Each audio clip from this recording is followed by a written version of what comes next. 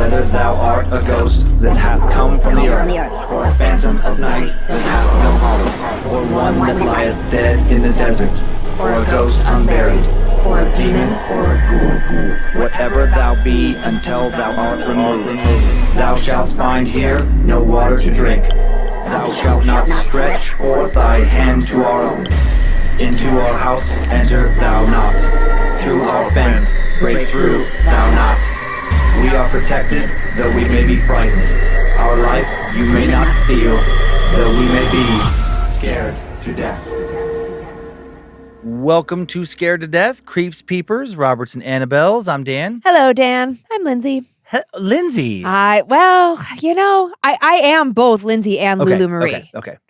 Yeah. No, I'm fine.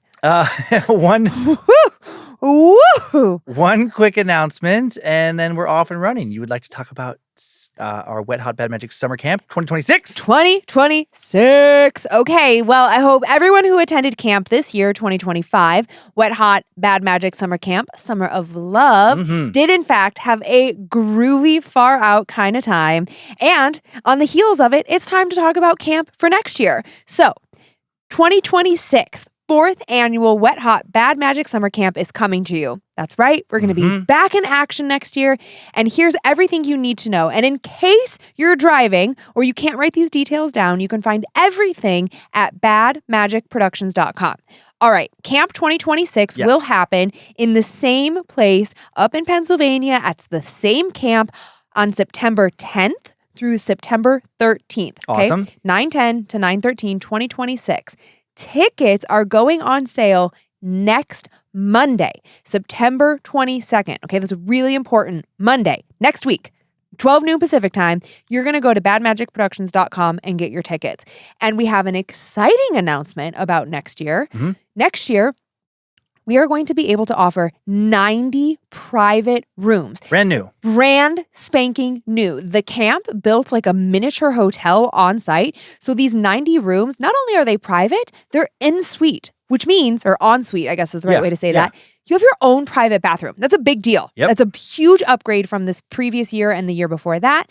In the coming weeks and months, we'll be revealing the theme of camp, the entertainment for camp, the limited edition merch, and so much more. So again, gather all this information at badmagicproductions.com. And then next week, Monday, on September 22nd at 12 noon Pacific time, pop on over to badmagicproductions.com, lock down your private room, lock down your ticket, and get ready to party. Woo! And if you have any questions like, well, what's it like to go alone, or is it worth it? Join our Facebook group. Search for Wet Hot Bad Magic Summer Camp on Facebook. And everyone in that group is a veteran and they can help you and answer so many questions and offer guidance. Yep. Awesome. And we will be able to share our experiences next week since we're recording this before camp. So if I don't sound enthusiastic right now, it's just because I haven't been this year, but I'm confident I'm going to have a blast. Yes. You know, weeks in advance, guys. We never, ever want to miss an episode. So we're always recording a few weeks ahead of time. And now story time. What spooky supernatural fan stories do you have this week, Lynze? Oh, thank you for getting my name correct. You can also call me Lulu Marie. I'll go back and forth. It's interchangeable. Yeah. Well, my first story is going to take us to the Philippines, a truly stunning place that has so much folklore. Yeah, there is a lot of horror folklore down there. Absolutely. Yeah, it's really cool, and I would actually really love to go there. Go to the Philippines? Absolutely. Yeah, the people seem so lovely, so kind. And then my second story is a fun story. We're going to go on a trip with a basketball coach and find out who's in the hotel room next to the coach. Is it his players or somebody else? Very cool. Very cool. I am extra pumped for my tales. I really like both of them. The first takes us to a supposedly haunted bus not far from the Philippines in the fascinating little city-state nation of Singapore. Really want to travel there someday now. And my second will take us down south. Where down south in America, I am not certain, but the legend of the Plat-Eye definitely originates from below the Mason-Dixon line, and the tale just feels southern. The Plat-Eye? The Plat-Eye. P-L-A-T, and then E-Y-E. Okay, thank you for that. Old legend. Okay, so when you've settled in, share what cozy, spoopy socks you've got on this evening. Love to record these at night. I know, it is fun. I'll share my first story, Okay, I've got these mushroom socks that feel familiar, and I'm like, Have I worn these before? Do I have think so. 2 pairs? You have multiple mushroom socks, I think. Phew. Well, I love a mushroom. Yeah. Well, only one kind. I like all mushrooms. Not me. Just one kind for me. Not poisonous ones. I like most kinds. I shouldn't say all. Again, just one kind for me. All right, you ready? I'm ready. Let's go. Okay, in Singapore, there is a bus route that some believe is not just ferrying living passengers back and forth on their daily commutes between home and work. Instead, they think it might be carrying spirits of the restless dead as well. They say it's the only bus that never runs empty because, at the very least, unseen passengers are always riding. Time now for the tale of Bus 975. The small, densely populated island city-state of Singapore is a place that truly never sleeps. Modern skyscrapers glitter at all hours of the night. Hundreds of food stalls stay open late, catering to the most adventurous of the bustling metropolis's over 6 million residents. And its MRT, Mass Rapid Transit System, that features Bus 975 keeps the island in perpetual motion. It's a very special place. It has the night safari, the world's only nocturnal zoo. At the airport, you can witness the world's largest indoor waterfall. Despite being one of just 3 city-states in the world and one of the 20 smallest and most densely populated nations, over 40% of its land is covered in nature reserves, parks, and sky-rise greenery. There are more kinds of trees growing in Singapore than in all of North America, and there might be a vast array of spirits lurking behind many of them. Singapore is full of ghost stories, and few of its paranormal claims are more unsettling than the tales that surround SMRT Bus Service 975. By day, it's just another bus, starting at the Bukit Panjang interchange, looping through neighborhoods and ferrying commuters. But by night, it drives in some of the darkest, loneliest stretches of the country. The route passes by the Neo 2 estate, a former housing block abandoned in 2002, now used as a military training site. Over the years, it's become infamous with its reputation as one of Singapore's most haunted places.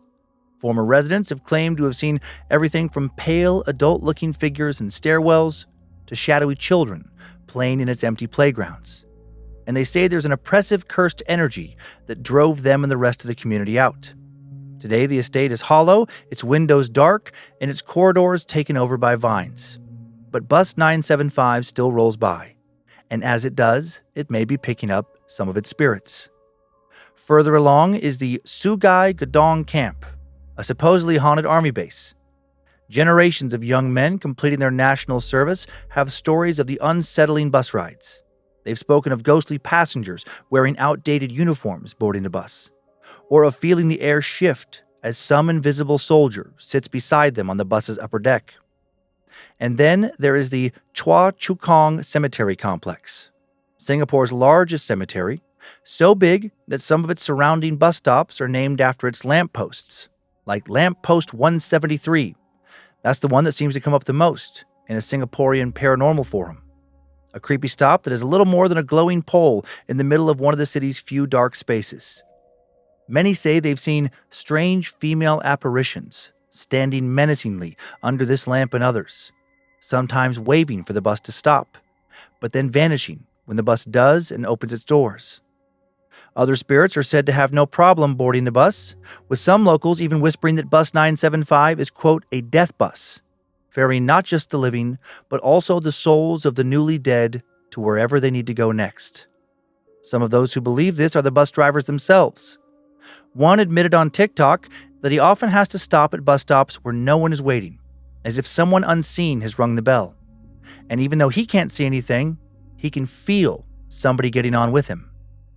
Another clip on TikTok described a Bus 975 driver pulling into a roadside toilet, leaving his bus and his only passenger completely alone in the dark. When he returned, this passenger was hysterical, claiming they had seen a dark-haired woman looking very much not alive, that she had boarded in his absence, slowly making her way towards them before vanishing when the driver returned. And then there are the reports of the priest. Some passengers say they have spotted a man wearing traditional Catholic liturgical vestments, sitting cross-legged by the roadside near the cemetery stretch, performing silent rituals in the dark. Others have claimed to see a monk doing something similar. They claim these men are not praying for the living but trying to pacify the dead. And now for the first of 2 modern encounter claims. This first was found on a Singaporean paranormal forum. The poster never revealed their name, and this is what they wrote. I wasn't much for ghost stories, but my friend was obsessed with them. He begged me to ride bus 975 with him one night, swearing it would be fun, and he hoped that we would catch something on camera. We boarded around 10:30 p.m. at Bukit Panjang. At first, it felt like just any other ride, crowded with workers heading home and teenagers laughing and scrolling on their phones. But as the bus left the neighborhoods, the crowd thinned. Stop by stop, people got off until finally it was just us, the driver, and a long dark road ahead. The street lights grew sparser, the windows filled with shadow and jungle. I didn't realize there were still places in Singapore that got this dark. My friend was already jittery, whispering excitedly into his phone camera. I was far from convinced that the bus was actually haunted, but things did begin to get a bit strange. The first odd thing was how the bus kept stopping, doors hissing open at completely empty stops. No bell pressed, no passengers waiting, just an empty lamppost in the void near a cemetery. My friend nudged me. "See?" he said. "Haunted." I rolled my eyes, but I'll admit, it was unnerving. Then as we passed another one of the cemetery stops, I saw something at the edge of the headlights. A figure darting across the road. A person? An animal? I couldn't tell. By the time I turned to get a better look, it was already gone. That one gave me goosebumps. And then came the bang. Something slammed against the side of the bus right beside me. It startled me so bad I jumped out of my seat. My friend screamed and laughed. He was scared too, but also thrilled. We both looked outside, but there was nothing, just trees and vines. And then I looked forward and saw that I wasn't the only one who had been spooked. The driver's face was pale in the mirror. He closed the doors fast and pressed on. Now I was legitimately rattled. Then came the footsteps, above us, on the bus's top deck. That left me feeling more than rattled, because we had seen the upper deck when we boarded. It was definitely empty. The stop bell chimed moments later. The driver glanced back and asked, "One of you press that?" We both shook our heads. Still, he stopped. The doors opened, and no one got on. Definitely no one. At least no one we could see. But about 10 seconds later, I felt it, someone breathing behind me. I turned and froze. Sitting in the back of the bus, there was now a woman with long black hair, her head bowed, wearing a faded cream-colored dress. She looked not fully there in the dim lights. Her arms hung loosely and lifeless. My buddy whispered, "You see her, right?" I did. We both did. But when I blinked, she was gone. The rest of the ride blurred together. Phantom stops, heavy footsteps above, the bus tilting as if unseen passengers boarded. I couldn't wait to get off. When we finally rolled back to our stop into the city, I would have practically sprinted off that bus, but my legs felt weak. While we may have been the only living passengers for the second half of that trip, I do not think we were ever alone on that bus. And now for one more story, taken from a video featuring an interview with a middle-aged man claiming to be a bus driver, or bus captain as they're called, who said he had worked the 975 night shift. He spoke in hushed tones, as though he wasn't supposed to share what he was saying.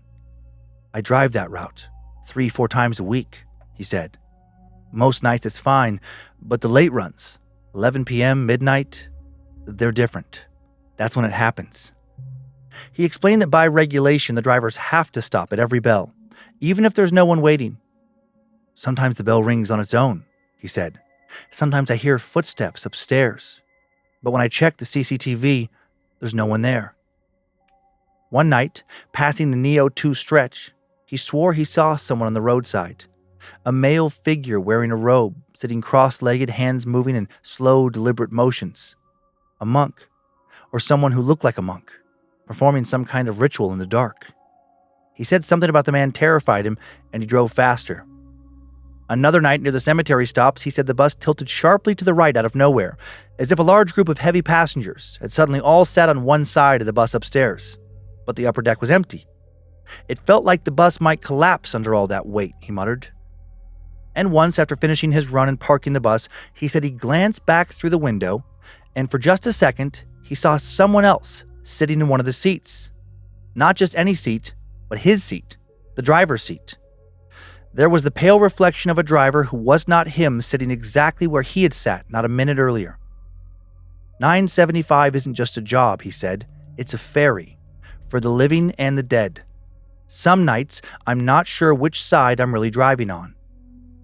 Maybe the haunted 975 bus is nothing more than an urban legend. Maybe it's just a scary story for conscripts, commuters, ghost hunters. But if you find yourself at Bukit Panjang interchange late at night, you might want to think twice before stepping on board. Because once the doors close behind you, there's no telling who or what might be riding along with you. Yeek. Yeek. Stop scratching your legs. Oh, guys, I have like does anybody else have this where like your skin, it's like a topical allergic reaction to just your environment? Like I had to take Ginger to the vet today, and ever since I left the vet, my skin has just been on fire. Well, try not to touch it. You're going crazy over there. It's not, yeah. And then I scratch it, and then oftentimes I will have like broken blood vessels in the morning from like scratching so hard. I've scarred myself. But it like burns from the inside. I actually was just like, my mind shifted for a second. I was like, oh God, if I lived in a different era, they would lock me up and I would just be like, it burns, it itches. Oh my God. And they wouldn't let me scratch. You would be in a straitjacket. They would like, it's the only way we can get you to stop scratching yourself. Yeah, but they would just think I was crazy. They wouldn't think I was having an allergic reaction. They would think the devil was inside of me. Yeah, that's a late night drive is just creepy inherently. I mean, we've spoken about that so many times here. Yeah. Driving home alone, concerns about, what you might see under a lamppost, the woman in white in the road, all those things. So you enter a ride home in whatever format with a little bit of apprehension, I believe. And to be on a giant public bus, just you and a bus driver, I would be so uncomfortable. I would sit so close to the front as well. Yeah, you know, like I just would be like, hey, buddy. And yeah, I don't remember coming across a story like this before where there was like 2 levels of a bus or like a car where it's like you get that haunted house thing where it's like you hear people walking in the attic, but you get it in like a moving vehicle, which was fascinating to me. Yeah. That I didn't even think about that.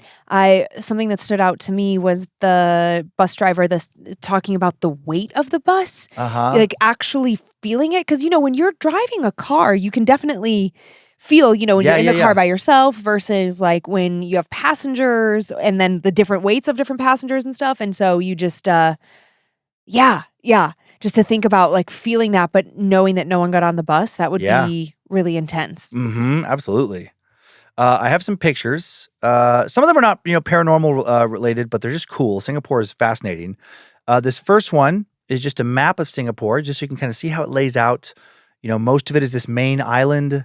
There's a bunch of little peripheral islands, but it's a very, there's just like the Vatican, I believe Monaco, and Singapore that are the only city-states in the world. Wow, I didn't know that. Yeah, it's very, very small, but like very densely populated. And then this is a photo of the city skyline. That's crazy. God. Okay, you know what? I wonder, do you remember that movie Crazy Rich Asians? Yes. I don't remember a lot of specific, but was this maybe featured in it? Well, I feel like that building that is 3 buildings with then like a...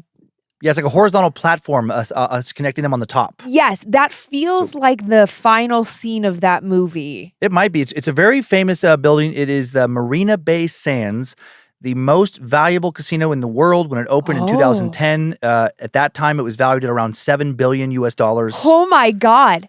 I wonder also if that's what's supposed to be portrayed in Hacks. If anybody's watching that show, it's great. Remember when she goes to Singapore, she's like, I'm huge in Singapore. And then they're in this casino. Yeah. And I don't think they actually filmed it there, but I wonder if that's what it's supposed to be. Very opulent. Yeah, very opulent. They have a huge mall, like luxury mall, an art science museum, the world's first floating Apple store. Floating Apple store? What does that even mean? I don't even fully know. Okay. But like Thank you. That sky deck thing going across the top of the buildings is just an architectural wonder. And like, there's a massive infinity pool up there and just all kinds of stuff. I feel like there are just some levels of wealth that I will never ever be able to wrap my head around. Oh yeah, it's crazy. Like this, and then like so futuristic too. Yeah, like the UAE. I'm just like kinds of money that exists in this world where that's the equivalent to you, like just how you grow up. Yeah, going to that kind of over the top hotel is like, oh yeah, it's like the Holiday Inn. Do you know what I mean? Right. Like that's just your standard. That's your basic. It's wild. Can't imagine. This next photo is of the just a small part of the massive Chua Chu Gong Cemetery Complex. Oh. Just rows and rows and rows of so many tombstones, and it's much, much bigger than it looks there, even though that's a lot of cemetery. And then this next one, a photo of the infamous Bus 975, just a regular old bus. Yeah, I mean, there's nothing unique or like that stands out about it. No. In fact, the bus itself looks rather dated. Mm-hmm. Yeah, and that one, I wonder if they have upgraded to double decker because that one looks single to me. That's a single decker, yeah. Yep, and then this is another one, and again it's single. So maybe, and this photo also looks like it could be a little older. This is from the smartlocal.com.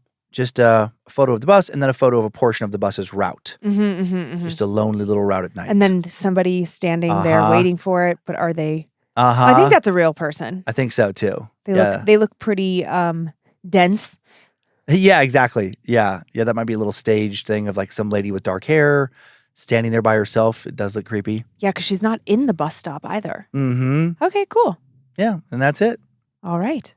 Okay, that was my smaller story.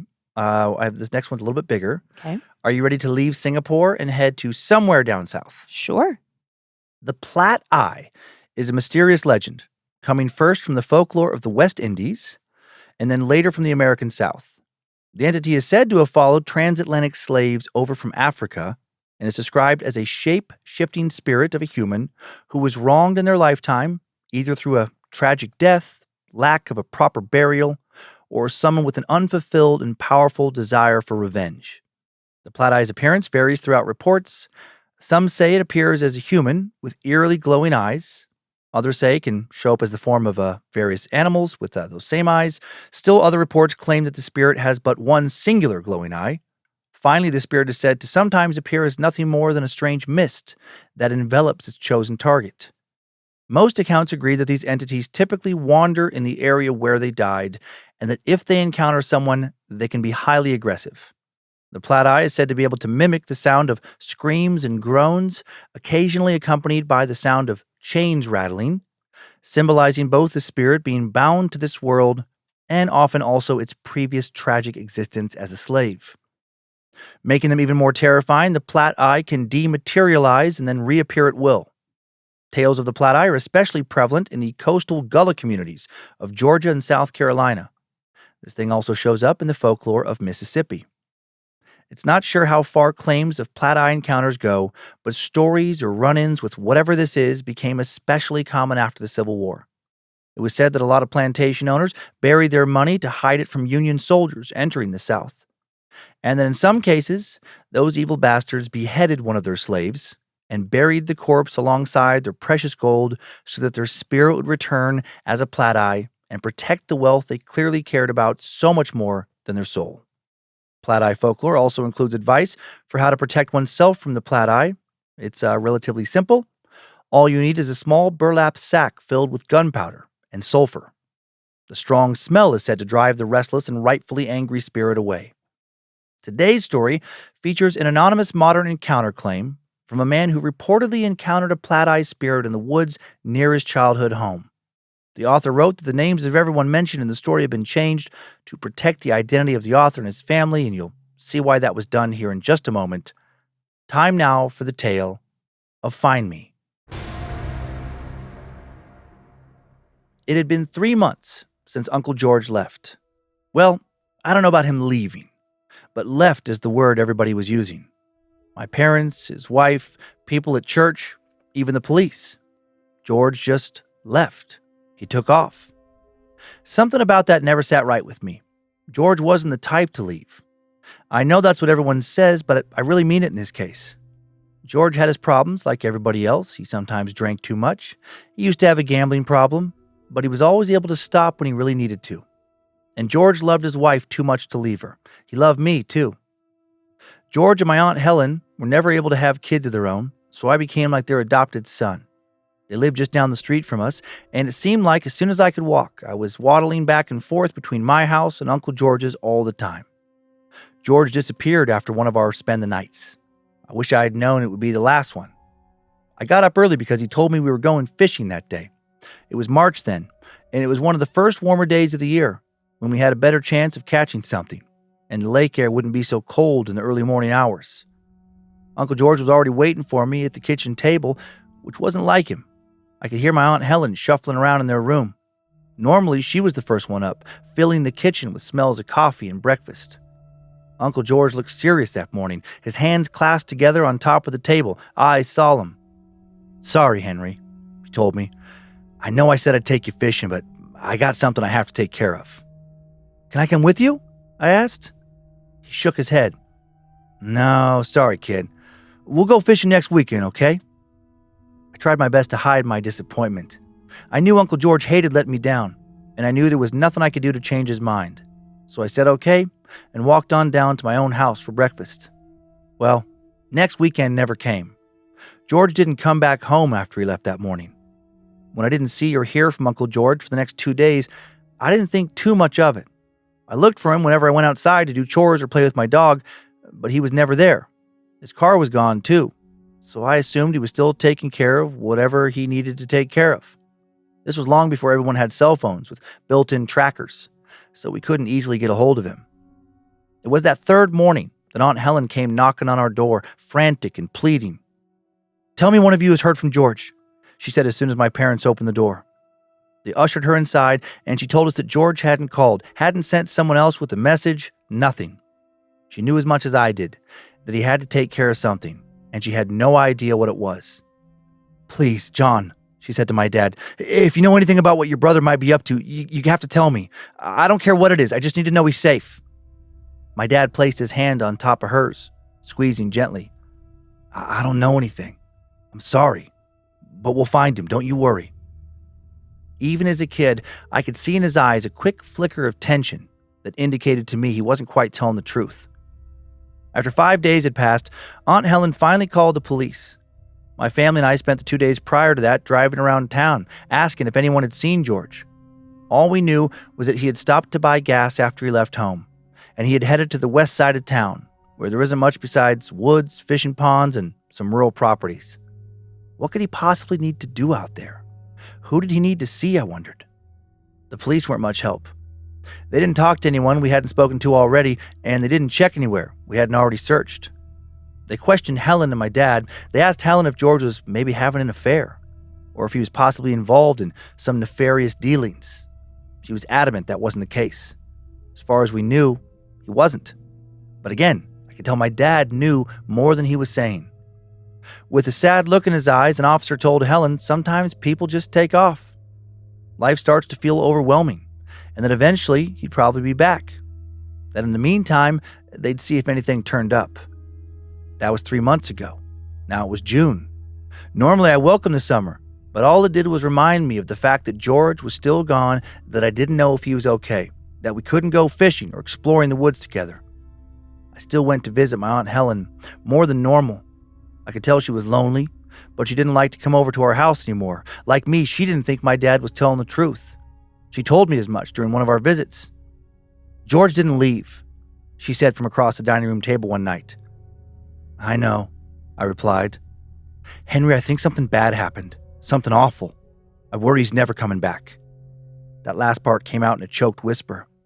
"Don't think like that, Aunt Helen," I told her. "He'll come back. He loves you too much to stay away." A tear slipped down her cheek. "I think your father knows something. I'm not saying he was involved, of course not. But I think he knows more than he's telling." Like what? Nervousness coursed through me. I loved and respected my father. What was I about to hear? She sighed. "I probably shouldn't be talking to you like this. I'm sorry, Henry." "It's okay, just tell me. I'm old enough to know," I protested. I was 15 then. Not a grown man, but not a little kid either. And I thought I deserved to know what happened to one of my favorite people. "Well," she said, "George was stressed about money before he went missing, more than usual. He told me to keep things tight for the foreseeable future. Bills and groceries only, absolutely no extras. I asked him if there was something I could do to help, but he said there was nothing to worry about. That as long as we could stick to our budget, we could build our savings back up." "And you think my dad knows why he was worried about money?" I asked. She nodded. He was still getting his weekly paychecks. He hadn't got a reprimand at work or had his hours cut. Everything was normal until that last week. "Listen," she hesitated before continuing. If you know anything at all, Henry, please tell me. I shook my head emphatically. I promise I don't, but maybe I can find something out. That night, I decided to sleep on our screened porch, which faced the woods out back. It was too stuffy in the house, so I took my dog with me, set a thin blanket on the hard wooden slats. The two of us laid down and felt the cool night breeze rush past us, and we listened to the sounds of the woods. I don't remember falling asleep, but I did. And then I woke up to the feeling of my dog sitting up abruptly, his big body shifting mine backwards. He didn't bark, didn't growl, just stared into the woods, cocking his head. Go back to sleep, I said, patting his side. I didn't have a clock, but it was obviously the middle of the night. It was pitch black. I didn't see or hear anything unusual, and I easily fell back asleep. The next day dragged on. I didn't have school. I didn't need to help anyone in the neighborhood out with their lawn care. My dad was at work, so he couldn't take me anywhere. I was bored, and I found myself eager for the night to come so that I could just go to sleep and forget about everything that was happening for a while. After the sun went down, my dog and I headed to the porch once again. Sleep came easily that night, but it didn't last. I woke up a few hours later. The air was still and completely silent, which is unusual for a summer night out in the woods. My dog was once again on high alert, this time pacing back and forth in front of the screen, his nails clacking on the porch, the only sound around us. But then I saw it. 2 glowing eyes in the woods. They were a bit too high for my liking, but I reassured myself it had to be some kind of animal, that human eyes didn't glow in the dark like that. But I wasn't convinced. There was a thick tension in the air, not from the humidity, but from some sort of charged energy. I don't know why, but I felt the urge to call out, so I did. Hello? It took a few moments, but I heard a raspy groan coming from the woods, so faint I almost convinced myself I didn't hear it. Almost. My dog tensed up but didn't growl. He walked backwards until he bumped into my leg, as if seeking the security of my presence. I'm ashamed to admit it, but I was scared, too scared to do any kind of investigation or even to go get my dad, who was sleeping in his bed not much more than a few steps away. I convinced myself that if I quietly went inside and locked myself in my room, it would all go away. It wouldn't be real. But that wasn't the case. A few nights later, the unbearable heat in the house forced me back outside again. I was nervous. I had trouble falling asleep, constantly scanning for any glowing eyes at the edge of the trees. Eventually, my tired eyes closed of their own will. Just like the other nights, I was woken up by my dog's restlessness. This time, it was his low growl that jerked me out of a dream I was having about Uncle George. In the dream, we were sitting across from each other in his small boat, floating in the middle of the pond, waiting for a fish to bite, like we'd done so many times. Uncle George smiled, but his eyes were distant, focused on something behind me I couldn't see. "Where are you?" I asked him. His eyes flickered up to me, and just as he opened his mouth to answer, I woke up. I wrung my hands through my hair in frustration. I never believed in dream messages or premonitions before, but this seemed like it could be one, that Uncle George was trying to tell me something. My attention snapped back to my dog, whose low growl vibrated the air around us. "What is it?" I whispered, afraid to raise my voice, worried that whatever was out there might hear me, if it hadn't already. During a brief pause between growls, I heard that noise again, a low, raspy pain groan. It sounded just like the other night, only a bit louder. "Who's there?" I called out, my voice full of false bravado. I reassured myself that I could always go get my dad, or grab his gun from the closet if I felt really threatened. Whatever was out there groaned again, and I swear I heard something that sounded like help. "Come out!" I called now, louder than before. If it was truly a person in need, they'd stumble out of the woods towards the house. But they didn't. Instead, I was met with silence. I felt an unexplainable urge to go into the woods now. My mind flashed back to my dream about Uncle George, and I felt deep down in my gut that I would find the answers I was seeking if I just went out there. It was unnatural, my level of confidence and self-assuredness. I slipped out of the screen door as quietly as possible, making sure it didn't slam and alert my parents to what I was doing. My dog watched me walk away, head tilted in confusion, his reflective eyes growing farther and farther away as I walked out into the woods. I was nervous as I took those first few steps amongst the trees, but not fearful. Once I'd walked a few paces further where I could barely see my house in the moonlight, I called out again. "Is anyone there?" A groan was the only response I received. It was close. I could hear it a few yards away. I clicked on my flashlight, shined it amongst the trees, but I saw nothing. Another groan drifted towards me from the right. "Hello?" I called out again, spinning in a circle and still seeing nothing. I was amazed that the fear hadn't set in yet, but I was determined to find my uncle. I got the sense that I wasn't asking the right questions, that whoever was out there, they needed me to voice my true thoughts. "Uncle George?" A low, pain groan directly behind me made me jump, my flashlight falling out of my hand and rolling a few paces away. I whipped around and immediately jerked away from the sight before me. There, standing just at the edge of the light, was a silhouette that looked exactly like my Uncle George. "Uncle George?" I said again. I wanted to go to him, but my intuition warned me to keep my distance, that things weren't as they seemed. "We've been looking for you. Where have you been?" I said from my place in the clearing. Uncle George said nothing for a long moment, letting the uncomfortable silence descend and envelop us. I was gathering up the courage to approach him when he stepped out from the edge of the trees into the space illuminated by my fallen flashlight. I gasped, my hand going to my mouth to cover the shout that threatened to spill out. It was my Uncle George, but with what looked like a bullet hole in his head. I could see the trail of dried blood that had dripped down his forehead and onto his nose. How? How was he standing here talking to me when he'd suffered what was clearly a fatal wound?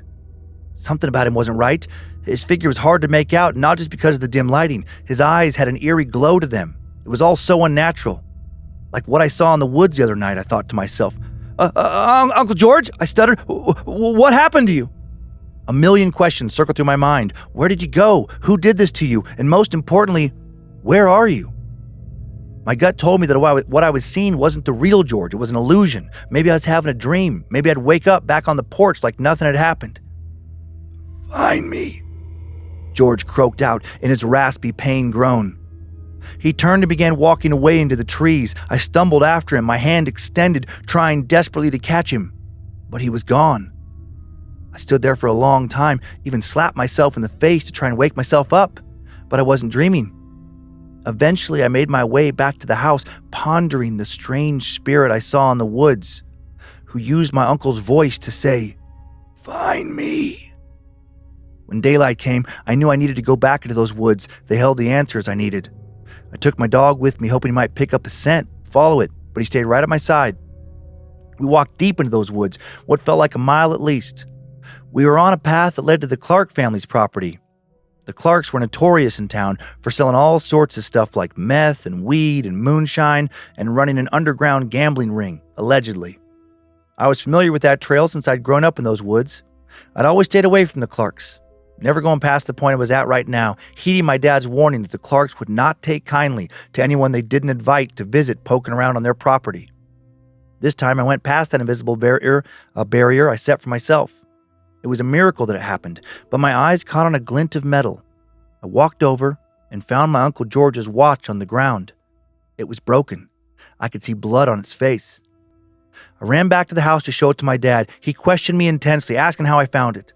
I couldn't tell him about my dream, about actually seeing Uncle George in the woods. He'd never believe me. Instead, I lied and I told him the dog ran off, I had to chase after him, and that I stumbled upon it at the edge of the Clark's land. My dad was apprehensive, nervous about stirring up trouble with the infamous and dangerous family, but we had to find George. So we called the police, and a search was initiated.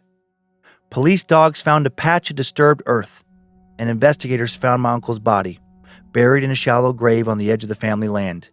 And they didn't find just George. They found the body of another man who'd been missing for about 5 years.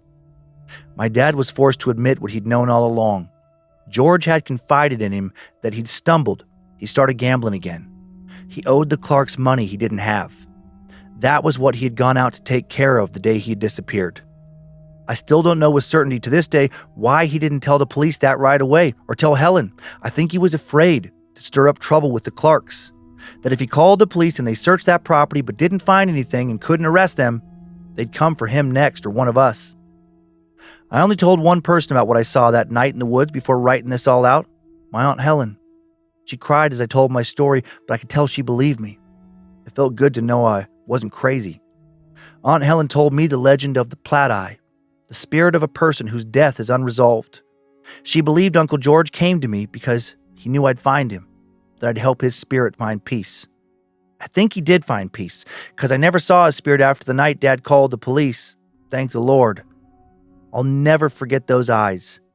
I hope I never see anything like them ever again. That's cool. I like that story. Yeah, me too. Yeah, there's something about it that really kind of got to me. I was excited to share it. Yeah. I for whatever reason, enjoy a story of like an unsolved death. Yeah. And that person coming back and connecting with whether it be of a known person in their lives, a family member, a friend, or just a random stranger. I know I reference this all the time, but it just always takes me back to Teresita Basa. Yeah. It just, it's incredible that we can do that. Whatever those rules are, or however that works, or whoever gets those opportunities to have their murder be solved, but it's be so avenged fucking somewhat. cool. Exactly, and have somebody face justice for it. I know. I want to know, like, were the Clarks arrested? Tell me more about the Clarks. Exactly. No pics associated with this story, but I did find, I almost gave up. I was going to have no pictures, but I was so glad I didn't, because I found what I consider to be a really cool abstract painting titled Plat-Eye, created in 1945 by an artist from Georgia of some renown named Mary Thomas. Born in 1905, she passed away in 1959. Something very haunting about this. I love it. It feels like I don't know, very elementary. Like a cave drawing. I don't know. Like there's something really Yeah, it looks like simple, it could be a carving. Basic. Yeah. But there's something about the composition of it and that creepy Plat-Eye figure in the middle that, it's just disturbing in the best of ways to me. Yeah. Yeah, like I feel like this is like a piece of art that I could really just stare at for a long time. Funny. Yeah, it really captivates me. Okay. Yeah, and that's it. All right. I was obsessed with I'm like a plat. That word means something else, and there's a plat of land, I believe. I think like you have your land platted, maybe. A plot of land, but maybe a plat as well. Yeah, actually, you know what? It's I just looked it up really quick on the dictionary.com. Yeah. A plat does mean a plot of land. But I've heard like platted, like when you plan out or make a map of an area of land, especially a proposed site for construction. I think it's not used as much now, but like I think of that term plat when I think about like towns, in America being first built. They would head out west, and oftentimes they would have a very planned community if it wasn't just like a gold rush. And somebody would, buy a bunch of this land, however, they bought it, and then they would plat it out and be like, here's where the streets are going to be, here's where all the plots are going to be, make a nice little square grid. Yeah. Oh, well, I figured out what it was for me because I'm like, God, what is it? It's a different spelling, but a same term, a plat, also a braid. And in military uniforms, I want to say that when you have the bars on the shoulders that are braided fabric, that is called a plat. Oh, I don't know. So I was over here, I'm like, God, this is making me so crazy. Yeah. Or like sometimes known as a pleat. A pleat and a plat. But when you spelled it, as you were talking, I Googled it really quick and it wasn't coming up. And I was like, wow, I've really lost my mind. No. Yeah, just P-L-A-T. Yeah, just a different spelling. Yeah. Okay. Not P-L-A-T-T, P-L-A-I-T. No, just P-L-A-T. No I. But the plat. Oh, got that's it. what I'm saying. So when I was Googling it, I was like, oh, I guess I've lost my mind. Gotcha. I gotcha. I don't know. Okay, well, do you have a Layla over there this week? I do. Oh. Little yellow Layla. Little yellow Layla matches the yellow star on your shirt. Dan got a new. Dan is a lover of a graphic tee, in case you didn't know. And he got this new T-shirt in the mail that says, say perhaps to drugs. And it's written in like font and with colors like it's an 80s kid show. Like a reading rainbow. Like a reading rainbow type thing of like say no to drugs. And I just love that it says say perhaps. It's really, really funny. Depends on where you're at in life and what the drug is. Yeah. You know what? I agree. Well, let's, I thought it was crazy that you took us to Singapore. Yeah. And then I'm going to take us to the Philippines. Fantastic. No pre-planning on this. Hey, Dan and Lynze. Hello. I've debated for years whether or not I should send in this story. I didn't want to believe what happened was real, even though I saw it with my own eyes.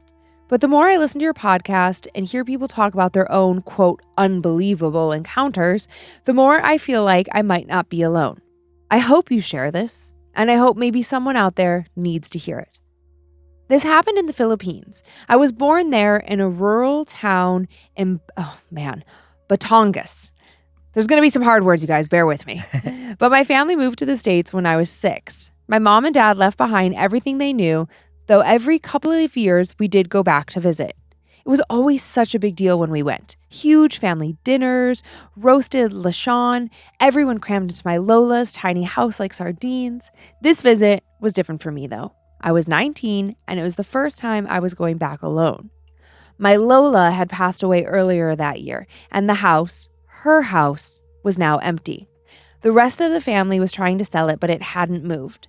I offered to spend a couple of weeks cleaning it out, taking inventory of what was worth keeping, and generally just being a body on site so the home didn't look abandoned.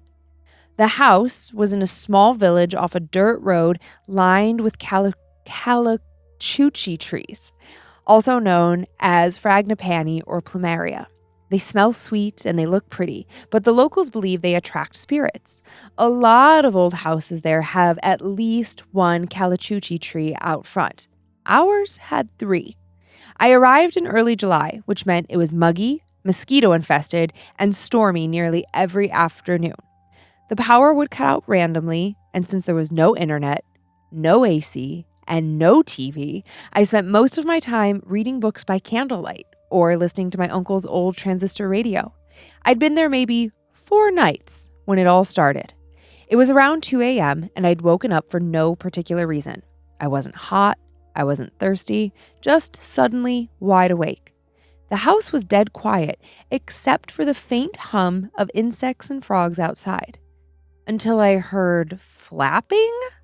Not like the flutter of birds or the soft thump of bats. It was bigger and more deliberate. It sounded like giant wings, slow and rhythmic, circling around the house. I sat up, heart already hammering, trying to rationalize. A bird. A bat? Maybe a drone? It felt so heavy. I could feel the vibrations of each wing beat in my chest. I crept to the window, pushed aside the lace curtains, and looked out. Nothing. No lights, no movement, just 3 calachuchi trees barely visible in the moonlight. Then I heard something land on the roof. Whatever it wasn't trying to be stealthy. It scraped across the corrugated tin like claws or fingers, slow and deliberate, dragging itself across the roofline. Then it stopped directly above me. I held my breath, and then I heard it chewing? Something was gnawing on the roof. I don't know how long I stood there, frozen, staring at the ceiling, waiting for something to break through. And then, just as suddenly as it had started, it stopped. I didn't sleep the rest of the night, just sat up in bed with a knife from the kitchen, shaking. The next morning, I checked the roof, and sure enough, there were long scratches in the tin, fresh, shiny metal exposed beneath the rust, but no other signs. No bird poop, no feathers, nothing. I convinced myself it was just a monkey, something totally normal. I didn't call my mom. I didn't message my cousins. I didn't want them to think I was being dramatic. The next night, I set an alarm on my phone to wake up at 1:55 a.m. Sure enough, exactly at 2 a.m., I heard it all again, flapping and circling. I peeked outside but still saw nothing. Then came the landing, then the scraping, then the chewing. I was terrified. By this time, I had also noticed something else, a very strange smell. Coppery, sweet, and rotten all at the same time, like a mix of blood and flowers. It didn't stop until 4 a.m., and then it was total silence. That morning, I decided to go to the Sari Sari store at the edge of the village and talk to Ati Belen, the woman who ran it. She was maybe in her 60s, super no-nonsense, and had lived there her whole life. I casually asked if anyone had seen any large animals flying around lately. She didn't even blink, though. "You hear it too?" she asked. My mouth went dry. She nodded and tapped on the wooden counter. "Manangal," she said. "It's looking for something." I laughed. I actually laughed at her. "Come on, Ati." But she was serious. Dead serious. "You stay away from the windows. Salt around doors and windows. Don't say its name out loud, and whatever you do, don't go outside between 2 and 4. I left the store half convinced she was messing with me, but also very much not okay. That night, I followed her advice. I moved my mattress to the middle of the living room, far from any windows. I closed all the curtains, and I even sprinkled salt around the doors and windows. I mean, just in case. At 2 a.m., it all started again. The wings, the scratching, the chewing. But this time there was something new. A voice. A woman's voice, soft and sing-song like a lullaby. I couldn't make out the words, but it wasn't Tagalog. It wasn't even English. It came from the roof. Then I heard a thud. Something heavily dropped onto the porch. I covered my mouth and lay flat on the floor, heart racing. The front doorknob rattled, then the back, like it was checking to see if it was locked, followed by silence until something whispered from just beyond the living room window. A knock. My blood ran cold. That's Tagalog for my child, and it was my Lola's voice. I didn't move. I don't even think I breathed. I knew my Lola had died. I'd seen her at the wake. But that voice, it was perfect, loving and comforting. A knock. Open the door. Come now. I've been waiting. I knew it wasn't her. I knew something was trying to trick me, to draw me out, so I didn't respond. The voice stayed for over an hour, repeating the same lines, getting more urgent, more agitated. A knock, please. A knock open. A knock now. Then flapping, violent and angry, the whole house shuddered as something launched into the air. The rest of the night was silent. The next day, I packed my things and waited for a bus to Manila. I never, ever went back. When I finally told my mom what happened, she didn't laugh. She went very quiet, and then she told me something I'd never known. My Lola was born with a twin, a sister. But the sister died as a baby, only no one ever found her body. Some people say that she'd been taken. Others said she never died, but that she became something else, and that she'd eventually come back looking for her family. I don't know what I believe. I don't know what I saw or what I heard, but to this day, I cannot smell a calachuchi without gagging. I can't sleep near open windows, and I never wake up at 2 a.m. if I can help it. Thanks for letting me share my story. Stay safe and keep the lights on. Marisol. Thank you, Marisol. I love that name. Yeah, me too, actually. Yeah, you don't cool. hear it a lot. No, I don't even know, I don't know if it's... Filipino or? Yeah, I was like, what's the word I want? Filipino? Yeah. I was going to say Philippines. I was like, what is the word I want right now? I would love that described. Like, like Joe Coy, the comic, he's Filipinese. He's got a great Filipinese following. That's awesome. My brain just I short-circuited. know. Philippinese. Philippinese. If we have any Filipino listeners, just let me know if anyone's ever said that to you before. Oh, are you Filipinese? That's awesome. It sounds like a weird take on Philadelphia cream cheese. Are you Filipinese? Filipinese? But did you say, did I have Philadelphia cream cheese? Yeah, Philly cream cheese. What was the that lady she went and Marisol visited who kind of told her to salt the doors? What did she say the creature's name was? Oh, she said, hold on. Manangal. Oh my God. Manangal. Because I know I think we've covered it before. Yeah, I've looked into the Philippines because they have great horror lore. Yeah. Like a lot of Southeast Asian nations actually do, like a much stronger prevalence of believing in spirits. Yeah. Well, I think they have a deeper connection to death. Yeah, deeper connection to death, deeper connection. There's a lot of ancestral worship forms of it in these countries where a strong belief that when your loved ones pass on, they stick around to protect you. Yeah. If you are cool with them, but they can also harm you. And then there's a lot of various, entities, that are some form of spirit or whatever. But all the things this creature was doing, I'm like, man, this sounds real familiar. The flying at night, the needing to salt your room to be able to mimic a family member's voice. Yeah. I'm like, ooh, I've either read about it before, this creature, I'm pretty sure we've covered it here a time or two. Yeah, I think it's been a little while. Yeah. But that was a really captivating tale. Yeah, I thought so too. And I feel like we can all imagine ourselves in this situation. A family member, an older family member dies. There's one younger family member who doesn't have a lot going on that can go and deal with it. And then you're alone in this house and strange things start happening. Mm-hmm. Yeah. Yeah. Thanks again for sharing, Marisol. Yeah. Also, love your name. Is it Philippines? It's a Filipinesian name. Filipinesian. What is wrong with my brain? It's been a lot of allergy stuff in the air today. A lot of allergies. It's foggy. Late. I've had a headache all day. Yeah, you have.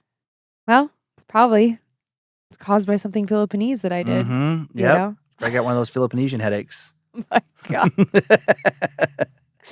It's such a stupid word. Okay. All right. Well, let's come back to America. Okay. Where I know most of the words and I know how to talk about most of the cultures. Okay. Let's see what's going on. Let's do it. Dearest Scared to Death family, I'm a longtime listener, and you're usually playing in my ears at work in an old and extremely large hospital building, which makes all of these stories even scarier. I wanted to share a personal tale that I hope you find entertaining. The setting is in the fishing town of Ketchikan, Alaska, at the Gilmore Hotel. Time now for the tale of shadows at the Gilmore Hotel. In the summer of 2018, I had the privilege of becoming the strength and conditioning coach for a local high school boys basketball team in Fairbanks, Alaska. The only reason I was even in Alaska was thanks to the military issuing what I like to call or else orders, as in, you will report to Alaska or else. Fortunately, my then girlfriend, now wife, had orders there too, so it wasn't quite the punishment Uncle Sam thought it was. With an extensive sports background and some free time on my hands, I decided to spend the summer mentoring and training young athletes in the area. We dedicated ourselves to fundamentals and rigorous conditioning, and by the middle of the season, the boys had earned an invite to an exclusive basketball tournament in Ketchikan, Alaska, a small fishing town with a damp, coastal climate more like Seattle's than the brutal cold of interior Alaska. To get there, we endured a string of 30-minute flights through remote airstrips before finally arriving. Our group, 13 players and 3 coaches, piled into 3 vans and made our way to the Gilmore Hotel, a charming but odd little place that looked more like a bed and breakfast with a restaurant downstairs and guest rooms perched above. The coaching staff divided the boys into groups of 3 and handed out room keys. Each of us coaches got a private room. Mine was at the very end of a very dark hallway in the far corner on the top floor. Isolated, the kind of place you'd expect to find a Stephen King novel. I shrugged it off. Most of my time was spent in a big high school gym, either coaching our team or scouting opponents. At night, I'd return to my room, flick on the TV for background noise, an old habit from military life, and try to sleep. But something was off. Each night, without fail, when I turned on my shower, I'd hear the shower in the next room start up too. Then, just seconds after I shut mine off, the one next door would stop. I laughed it off, assuming one of the other coaches was messing with me. Then came the laughter. Loud, echoing laughter from the room next door. It would jolt me awake around 2 or 3 a.m. every night. Again, I assumed it was the other coach, maybe watching late night comedy or scrolling through Facebook. No big deal. But every morning, his room was quiet. Too quiet. Not even footsteps or a door closing. He must have been a light mover or up and out before me. No problem. That routine held for 3 nights. Shower, laughter, followed by silent mornings. Then came the last night. After the usual synchronized shower, the laughter didn't come. Instead, I heard heavy footsteps outside my door. They'd approach, then fade, then return. 3 or 4 times, then bam! A loud thud on my door. Someone had kicked it. Assuming it was one of the boys being silly, I jumped out of bed, flung open the door, and shouted, "Are y'all fucking serious?" But the hallway was empty. I decided I'd wait. Next time I heard footsteps, I'd catch them in the act. Sure enough, they came. Closer, closer, closer. I leapt from the room. Gotcha! But nothing. Just a silent, empty hallway. Embarrassed, I went back inside. A few minutes later, bam, another kick. I stayed in bed this time. Let the pranksters get bored, I thought. Bam, bam, bam, bam, bam. It just kept coming, though. My heart pounded. Finally, I crept to the door and slowly opened it. Nothing. And then, that same laughter from the next room. It broke the silence like a slap. I grumbled to myself. If the other coach could ignore all of this, so could I. I was active duty military after all. But sleep never came that night. The door kicking, the footsteps, and the laughter continued. Then, just before dawn, everything stopped. Total silence. I jumped out of bed, threw my things together, and checked out early. I left my bag in the van and wandered into a nearby diner to drink coffee and convince myself it had all been a bad dream. As the team gathered to leave, I rejoined the group. On the flight home, I finally turned to the other coach and said jokingly, "That was quite a show you were watching. Must have been hilarious."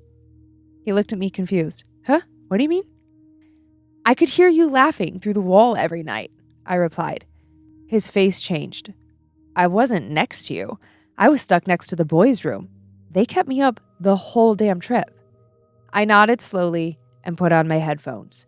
To this day, I have no idea who or what was in the room next to mine, and I've never researched the Gilmore Hotel. I refuse to. My stubborn refusal to believe in the supernatural keeps me from knowing what was really behind those walls.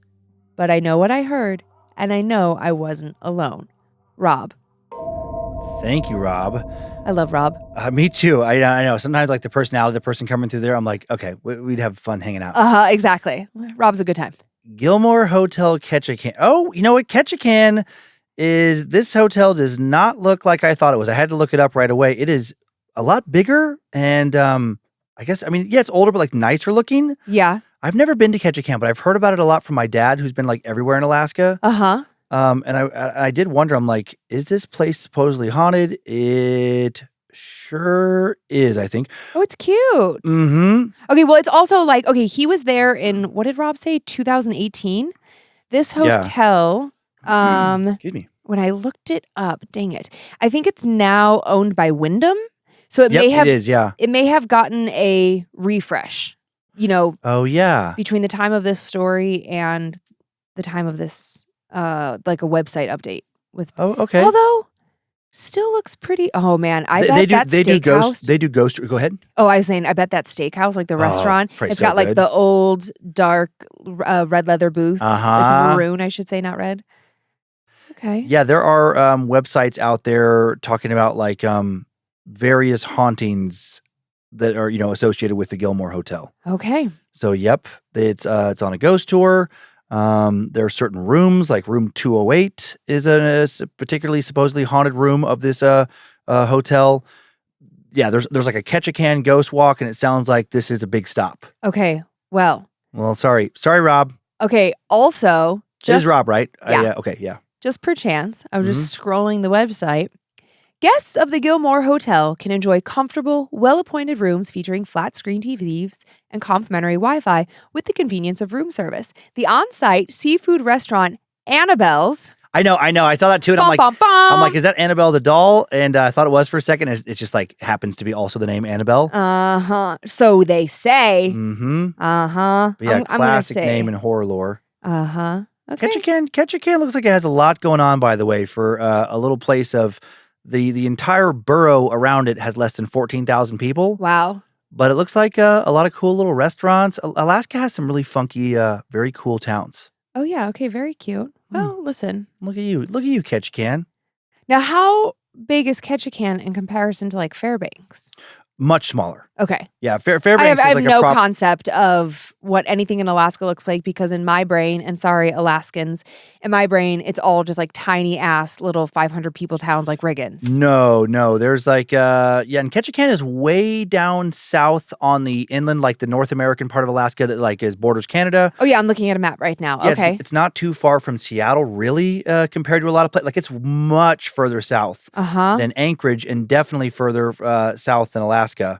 Yeah, I've been to Fairbanks a long time ago. I want to say Fairbanks is around 100,000 people or something. Okay. Just kind of guessing. Let's see. Yeah.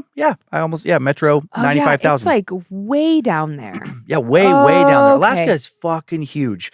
And it has so much range as far as latitude where like, yeah, that like where Ketchikan would be much, much closer in climate to Seattle than it would be to Fairbanks. Yeah. Okay, that all makes sense now. I should have looked at a map before I told the story. But yeah, I mean, as you zoom out, you can see, Ketchikan, but then I can also see Portland. And Yeah, I know that totally. they're not that close together, but just, yeah, I just think about Alaska seeming so far away. I think a lot of people, when they think of Alaska, just kind of casually, they think of like season 4 of True Detective. That's precisely what I think of. Yeah, they think of just like it's dark all the time. It's brutally cold. There's tundra and snow, and it's like, yeah, there is a lot of that in the northern half of Alaska. But the southern half is more like, it's closer to like Pacific Northwest climate. Yeah, just like he said. Yep. Cool stuff. Well, thanks for sharing, Rob. Yeah, I love it. Love getting these stories from all over the world. It is super fun, huh? I know. It's like we want to travel so bad, and I feel like until we can travel more, I like to travel vicariously through these shows. Absolutely. Yes. You want to thank some Annabelles? I do. I would like to thank the following Annabelles. We'll be sharing more information about our charity for this month at the end of the month. Sierra Trent, Count Flatula, your mom. Perfect. This is excellent. Joseph Bayless, Justin Clegg. What are you laughing about? I don't know why. It's like, it'll just always be funny to me, just the classic, like, your mom. And it just makes me think of like Kyler and Monroe went through the biggest phase where they would just like to each other talking about their own mom, or they would do it to me talking about their grandma, being like, yeah, your mom does, whatever blank. And then they would just die laughing at the absurdity of it. I know. It is so silly. Let's see. Justin Clegg, Shenna Marie, Imogen, Avery Scarborough, Olivia Cox, and the other Max. The other Max. I know. What is that about? I would like to thank the following Annabelles as well: Katie Ibarra, Dom Jones, Justin Richardson, Christy Schneider, Francesca Ambrosini, Brandon Hilton. Sounds like a hotel baron. Yeah, I'm sure he gets that a lot. Melanie Stilts, Dee Sori, Ciara Arnold, and the Backwater Big Back. There's a story there. What is the Backwater Big Back? Well, Big Back is like a. What does that mean? Well, in a. Oh, it's like I mean, I feel inappropriate. Oh yeah, that's right. It's a slang term that refers to, the kids told me what this was about. I feel like a fucking 1,000 years old right now. I know. The kids told me about this word. The kids told me what they did. I'm like, because Monroe was throwing it around. I know. I was like, what are you saying? She was like, so-and-so's big back. I'm like, what? Yeah. I thought it was a positive thing. Like they have a strong back. Yeah. But it's somebody considered very overweight, or somebody with a very large appetite, as in quote unquote big back behavior. Well, and then also, it's not a compliment, I guess. I've heard it thrown around a lot in reference to lesbians, like a big back. And then, I mean, this is so inappropriate, so I feel terrible even saying this, but this is how I've heard it used. Yeah. Like big back butch. Oh, like Monroe might have said that too. Monroe says a lot of things that she doesn't know what she's saying. She just hears shit, and then she just, at 17... I know. Sometimes you have to point out, you're like, what are you doing? And then she's like, wait, what? Oh, that means what? Oh, and then sorry. she looks it up, and she's like, oh my God. I'm like, you're an asshole. You know what's wild is I was talking to my brother not that long ago, and my niece is 7, or our niece is 7. She's going to be 8. Yeah. And one of her friends was like talking about some other girl. She's like, oh yeah, that big back bitch. And that's how I've heard it. I've heard it said that way. Oh, big back bitch. Uh-huh. But my brother was like, Reagan, do you even know what that means? Like, they don't know. No. And then when she was like, I don't fucking know half the time. She was devastated when she found out what it meant, because someone was talking about her best friend in that way. Oh, no. Kids are so mean. Kids are so fucking mean. God, they're so cruel. I mean, a lot of times the adults are still mean too. Yeah. But you see like where that behavior comes from as a kid, where we're just such tribal creatures. Oh. And you see that thing where it's like somebody is the strong man of the kid group, the little bully. Yeah. And then there'll be a bunch of other kids that just don't want to get picked on by that bully. So they just become the bully's fucking what is that word? Sycophants? Yeah. Yeah, it's little bully, like little toadies. Uh-huh. And it just happens like over and over, every generation at every school. I know. Yep, and then you have the occasional kid who's wise beyond their years and like, stop it, guys! Why are you doing this? And they just get fucking eviscerated by the other kids. Literally my grade school years. Yeah. You know, I was a fat, awkward, uncomfortable kid. Yeah. My mom forced me into these terrible haircuts that I didn't know were terrible until other people told me they were terrible. You know what I mean? Right.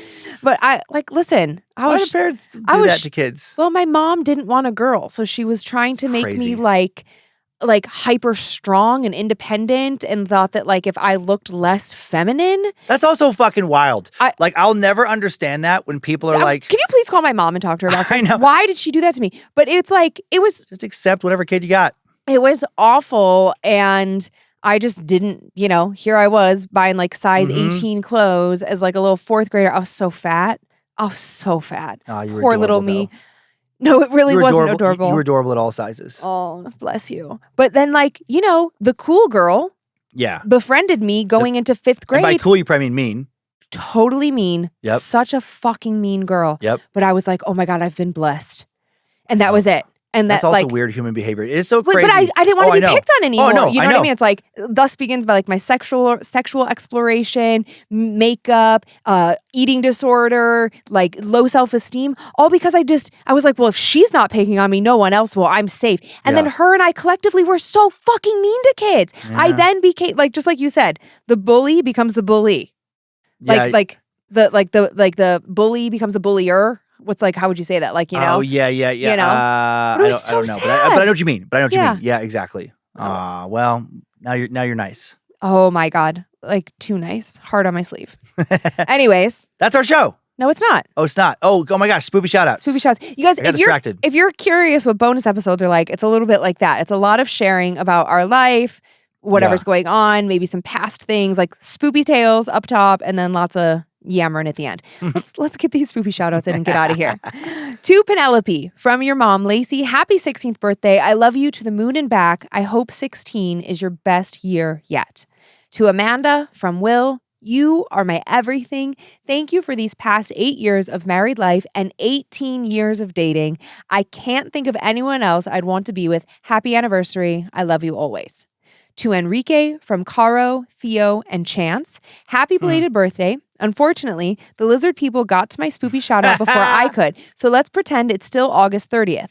May 29 be everything you ever dreamed of. So grateful we are back in each other's lives. You will always be the love of my life. Aw. P.S. Chicken Joe says to stay safe. That's awesome. To Sydney from Bodie, I love you deeply. I'm so incredibly grateful and lucky to be your husband. Watching our daughter learn and grow with you as her mother is the greatest gift I could have ever imagined. Thank you for letting me share forever with you. Whatever challenges come our way, we'll face them together like we always do. And lastly, to Pooty Poops, to Pooty/Poops/ Daddy Panther. Okay. That's a good one. From Boo/Pumpkin/Beloved. This time away from each other is arduous, but I count my lucky stars that I have someone wonderful to miss and love so damn much. I'm blessed beyond measure to get to be a part of this epic love story of ours. I will stay strong and make the most of this time to focus on myself, but hurry your ass home. I can't wait to get real weird with you. Loving you always and in all of the ways. This couple, the husband was recently deployed for a year. Oh, okay. And she's just like, really? Yeah. Yeah, it was so sweet. We were emailing back and forth. And thank you to all of our service members out there who make those kinds of sacrifices. Absolutely. As I'm not fucking cut out for it, and I know that. Mm-hmm. Yeah, and so I'm endlessly grateful for people who believe in it and then take it that next step further and become part of, that group of people that protects our rights. Absolutely. And I know what you're trying to say earlier, just to close that circuit. The bullied becomes the bully. Thank you. I know the words are very close. So I was like, the bully becomes the bully. I know you just kept saying exactly the same words, but the bullied becomes the bully. Yeah. And that's our show. All right, guys, we're out of here. Thank you for continuing to send in your personal tales of terror to mystory@scaredtodeathpodcast.com. You can email us for everything else at info@scaredtodeathpodcast.com. Thank you to Logan Keith for scoring today's show. Thanks to Heather Rylander for organizing the My Story emails. Thanks to book editor Drew Atana, polishing and preparing listener stories now for book number 7. Woohoo! I was able to find the first story I shared this week. Olivia Lee found the second. We are on Facebook and Instagram where we post pics that accompany episodes and more at Scared to Death Podcast. We also have a private Facebook group called Creeps and Peepers, full of fellow horror lovers and moderated by the fantastic All-Seeing Eyes. Special thanks to our Philippines listeners. Oh my God, you guys, I'm so sorry. You're our most important listeners. And enjoy your nightmares, Creeps and Peepers. Hope you were scared to death. Bye. If spirits threaten me in this place, fight water by water and fire by fire. Banish their souls into nothingness and remove their powers until the last trace. Let these evil beings flee through time and space. Evil may pass through, but hath no home here within, scared to death.